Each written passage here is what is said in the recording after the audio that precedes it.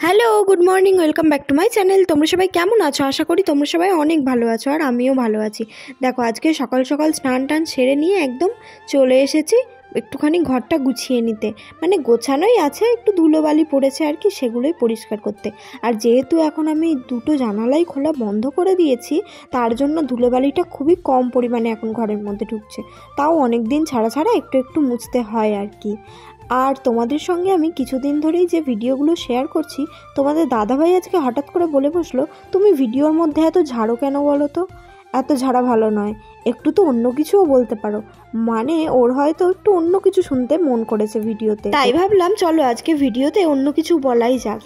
কি বলবো সেটা ভাবতে ভাবতে হঠাৎ করে মাথায় এলো, চলো আজকে একটুখানি আমাদের লাভ স্টোরিটা তোমাদের সঙ্গে শেয়ার করা যাক। আমাদের তো একদম প্রথম দেখা হয় 13ই জুন 2018 সালে, যখন তোমাদের দাদাভাই ট্রেনিং সেন্টার থেকে প্রথম পোস্টিং যায় পাঞ্জাবের চণ্ডীগড়ে। তার আগে তো ফেসবুকে বা ফোনে একটু আধটু কথা হতোই, আর দেখা বলতে ওই ভিডিও কলে। তো ফোনে কথা বলে দুজনে ঠিক করি যে চলো দেখা করাই যাক তাহলে। আর দিনটা ঠিক হয় ওই 13ই জুন 2018 সালে। অনেকটা ভয়, অনেকটা ভালো লাগা, অনেকটা এক্সাইটমেন্ট নিয়ে বাড়িতে মিথ্যে কথা বলে বেরিয়ে পড়েছিলাম বর্ধমানের উদ্দেশ্যে। স্টেশনে নামার পর কিছুক্ষণ খোঁজাখুঁজি করার পর দেখা মিলল তোমাদের দাদা ভাইয়ের। আর হ্যাঁ, আমি কিন্তু একা যাইনি, সঙ্গে একজন বান্ধবীকেও নিয়ে গিয়েছিলাম। মানে বুঝতেই পারছো, একটা অচেনা অজানা ছেলের সঙ্গে দেখা করতে যাচ্ছি, তাও তার বাড়ি আমার বাড়ির থেকে অনেকটা দূরে। তাকে চিনি না, জানি না, কিভাবেই বা একা একা অতটা দূরে চলে যেতে পারি, তাই না? আর বর্ধমান স্টেশনে আমার যাওয়া বলতে তোমাদের দাদা ভাইয়ের সঙ্গে দেখা করার সময়তেই যে প্রথম আমি বর্ধমান স্টেশনে গিয়েছিলাম। তাই হোক, বসে কিছুক্ষণ গল্প করার পর বুঝতে পারলাম যে হয়তো আমাদের প্রথম দেখা ছিল, কিন্তু এমন ফিলিংস হচ্ছিল যেন আমরা দুজন দুজনকে অনেক দিন আগের থেকে চিনি। তারপরে তো একে অপরের হাতটা ধরে সেদিনকেই প্রমিস করেছিলাম যে কেউ কোনোদিন কাউকে ছেড়ে যাব না। আর ও তো আমার হাতটা শক্ত করে চেপে ধরে বলেছিল যে এই যে তোমার হাতটা ধরলাম, কোনোদিন ছাড়বো না। আর তার প্রমাণ তো আজ তোমরা স্বচক্ষেই দেখতে পাচ্ছ, তাই না? তবে হ্যাঁ, এই যে 5 বছরের পথ চলাটা এতটা সোজা ছিল এটা আমি কখনোই বলবো না। অনেকটা চোখের জল ফেলেছি, অনেকটা কষ্ট পেয়েছি, অনেকটা মান অভিমান হয়েছে দুজনের মধ্যে। 13ই জুন 2018 সাল থেকে 9 মার্চ 2023 সাল পর্যন্ত এতটা ঝড়ঝাপটা পেরিয়েছি না, সেগুলো আজও মনে পড়লে চোখে জল চলে আসে। তারাও তোমাদের সঙ্গে তো বাকিটা শেয়ার করবোই, তার আগে আমি একটু বলে নিই, এখন আমি তৈরি করছি ওরিও বিস্কুট দিয়ে কেক। আর কিভাবে তৈরি করছি না করছি সেটা নয়, স্টেপ বাই স্টেপ তোমরা দেখে নাও। চলো আবার সেই কথায় ফেরা যাক। কষ্টের কথাগুলো আজ তোমাদের সঙ্গে শেয়ার করব না, কারণ তোমাদের দাদাভাই বলেছে ভালো কিছু বলতে। তাই তো আমার লাভ স্টোরির মধ্যে আর যে কিছু ভালো হয়েছে না, সেগুলোই তোমাদের সঙ্গে শেয়ার করবো। 13ই জুন 2018 সালে প্রথম দেখার পর তোমাদের দাদাভাই যখন চলে যায়, ঠিক তার 1 মাস পর 16/7/2018 সালে আবার সে ছুটি নিয়ে চলে আসে। কেন না, আমার সঙ্গে দেখা করার জন্য।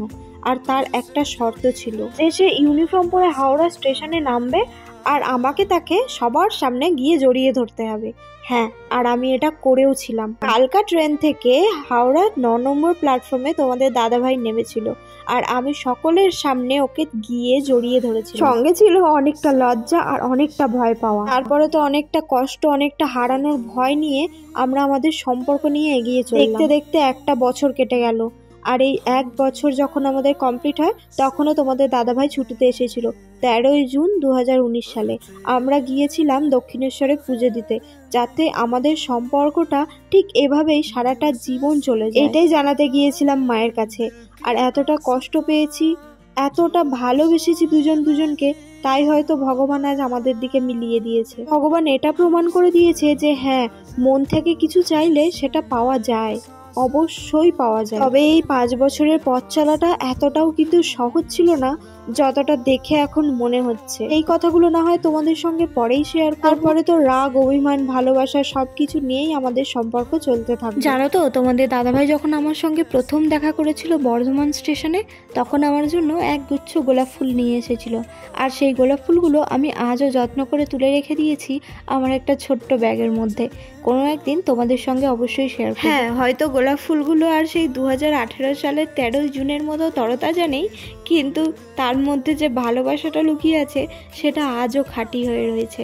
আমি চাই যে যতদিন আমি বেঁচে থাকবো যেন আমি তোমাকে এভাবেই ভালোবেসে যেতে পারি ফৌজিবাবু, আর যতদিন আমি বেঁচে থাকবো যেন আমি তোমাকে চোখ ভরে দেখে যেতে পারি, আর যতদিন আমি বেঁচে থাকবো যেন আমি তোমার অনেক অনেক অনেক কেয়ার নিতে পারি, আর তুমিও আমাকে সারাটা জীবন এভাবেই ভালোবেসো, এভাবেই আগলে রেখো। আজকে সারাদিনের কাজের সঙ্গে আমার এই লাভ স্টোরিটা তোমাদের কেমন লাগলো সেটা কিন্তু তোমরা অবশ্যই কমেন্ট করে জানাবে। আর এখন তো রাত হয়েই গেল, রাত্রিবেলা খাবারও বানাচ্ছি, তোমরা সেটা দেখতেই পাচ্ছ। তো ভিডিওটা আজকে কেমন লাগলো তোমরা কিন্তু অবশ্যই কমেন্ট করে আমাকে জানিও। আর সরস্বতী পুজোতে কার কী প্ল্যান সেটাও কিন্তু আমাকে কমেন্ট করে জানাতে ভুলো না।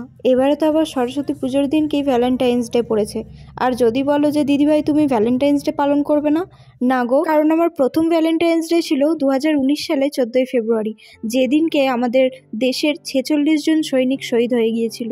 তাহলে তারপরে কিভাবে আমি ভ্যালেন্টাইন্স ডে পালন করব বলো, যেখানে একজন সৈনিকের স্ত্রী হয়ে কি করে সেই দিনটা ভালোবাসার দিন হিসেবে মানাবো, যেখানে অনেকের ভালোবাসা হারিয়ে গিয়েছিল, যেখানে অনেকের মায়ের কোল ফাঁকা হয়ে গিয়েছিল, যেখানে অনেক সন্তান তার বাবাকে হারিয়েছিল। আর এত কিছুর পর আমি কিভাবে সেই দিনটাকে ভালোবাসার দিন হিসেবে মানাবো বলো তো?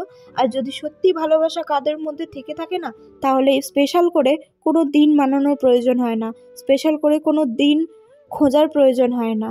এই যে hug day, kiss day, rose day, propose day, এই সব কিছু খোঁজার কোনো প্রয়োজন হয় না।